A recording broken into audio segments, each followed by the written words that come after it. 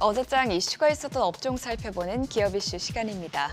어제 우리 시장은 에너지 관련주들이 큰 폭으로 오르면서 지수 상승을 이끌었는데요. 어떤 이슈들이 나왔는지 확인해 보겠습니다.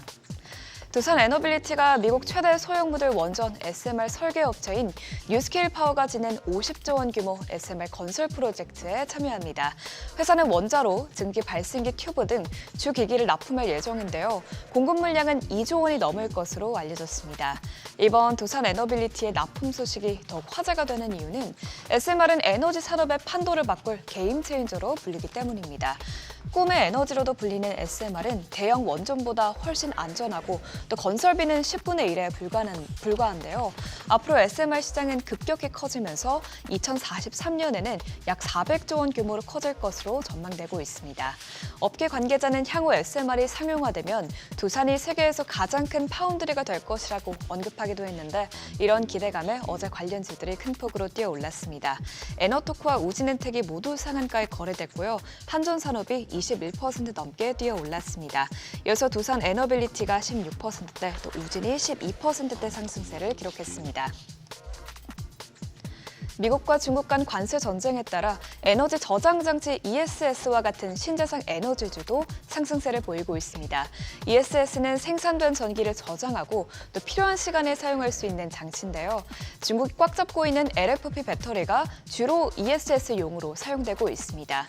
지난해 미국 배터리 수입액 중 중국산이 전체 약 71%를 차지하는 만큼 업계에서는 미중 관세에 따른 국내 ESS 반사이익이 기대된다고 보고 있습니다. 또한 최근 국내 배터리사들이 전기차 시장의 일시적 수요 정책이 캐즘에 따라 ESS 시장 확대에 나서고 있습니다.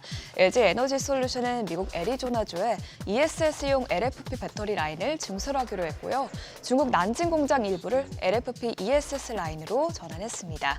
삼성 SDI 역시 LFP ESS 생산을 늘릴 예정이며 또 LFP 배터리 양산도 전기차에 앞서 ESS부터 시작할 계획인데요. 이 같은 호재에 어제 관련주가 크게 급등했습니다. 신성 ST가 25% 넘게 뛰어올랐고 또 한전산업이 21%대 오르면서 4거래일 연속 상승했습니다. 그 밖에 유일 에너테크가 10.58%, 또 TS 넥스젠이 9.51% 상승세를 기록했습니다.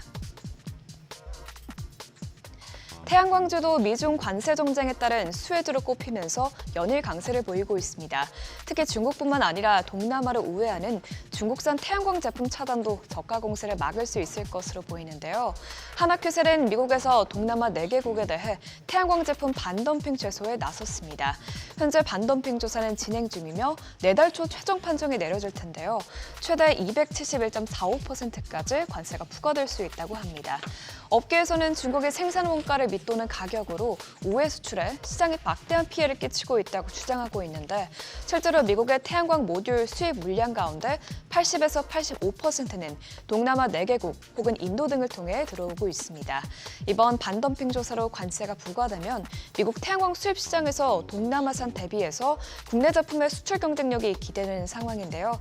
여러 가지 호재들이 맞물리면서 태양광 관련주들이 각광받고 있습니다. 유니테스트가 12.16% 급등했고요.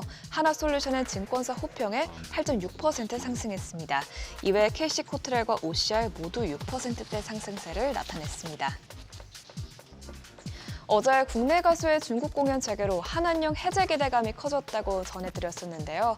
여기에 더해 한국과 중국이 FTA 2단계 논의를 8년 만에 재개하기로 합의하면서 엔터주에 또 한 번 수급이 몰렸습니다.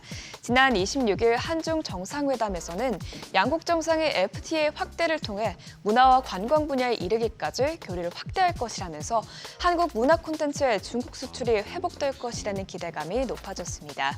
향후 한한령이 풀리면 엔터 기업들의 실적 개선이 기대되는데요. 관세청에 따르면 지난해 음반 수출액은 약 3,900억 원으로 전년 대비 26% 늘었지만 같은 기간 중국 수출액은 33% 줄어들었다고 합니다. 한한령 정인 2015년에는 중국 음반 수출 비중이 전체 국가 중 30%였던 만큼 향후 음반 판매량이 큰 폭으로 늘어날 수 있다는 관측이 나오고 있고요. 또 음반 판매 외에 콘서트 수입 역시 큰 폭으로 늘어나 실적에 반영될 것으로 전망됩니다.